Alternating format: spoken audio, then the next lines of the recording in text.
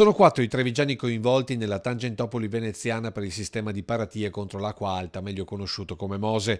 Per 3 di loro questa mattina sono scattate le manette, mentre uno si trova agli arresti domiciliari.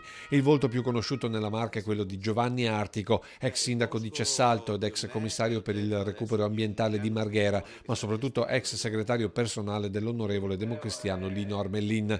Attualmente collaboratore dell'assessore Renato Chisso, è imputato di favoreggiamento nei confronti del gruppo Mantovani, dal quale avrebbe ricevuto alcuni favori in cambio, come l'assunzione nella società pubblicitaria del gruppo della figlia Valentina. Con lui in manetta è finito Federico Sutto di Zaro Branco, dipendente del consorzio Venezia Nuova. Sarebbe lui il cassiere delle tangenti versate da Pier Giorgio Baita e dagli altri imprenditori per rallentare i lavori e quindi far lievitare i costi per la realizzazione delle paratie mobili.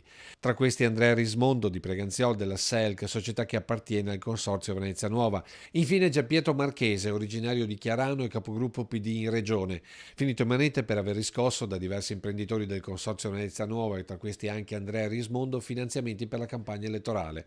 Tutto denaro che sarebbe frutto di operazioni inesistenti.